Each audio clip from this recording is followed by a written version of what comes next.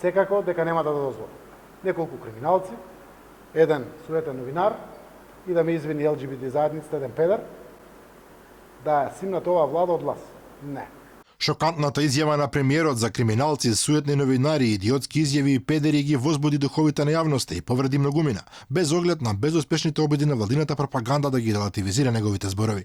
Неколку криминалци, еден суетен новинар и да ме извини ЛГБТ заедницата, еден педер.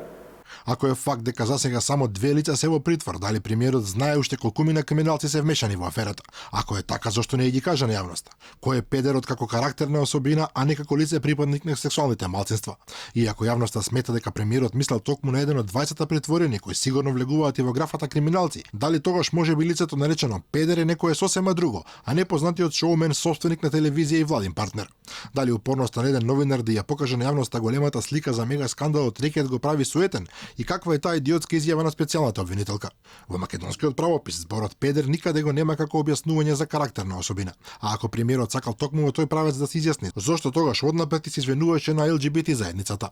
Бесот на овие луѓе е огромен токму затоа што Заев се представува како најголем заштитник на нивните права, но веројатно и дополнително се зголемува поради чудните објаснувања од владеачката партија дека изјавата била во народски стил и не потикнувала наследство. Конечно запрашан дали е разочаран од Катица Јанева, премиерот одговори: Се поревте и за СЈО, ви изневери ли Катица Јанева? За мене идиотски е настапот. За сега, согласно доказите кои што ги има. Идиот во македонскиот јазик е лично со недоволен психички развој. Во повеќето случаи лицето него владее говорот како средство за општење со луѓето, односно не употребува говор, не го разбира и се смета дека општото ниво на развој кој го постигнал не одговара на неговата возраст. Меѓутоа лицето за кое премиерот рече дека дало идиотска изјава до неодамна беше символ на борбата за правда, а токму Заев пред да пукне аферата рекет инсистираше дека како врвен професионалец треба по секоја цена да остане на чело на специјалното јавно обвинителство.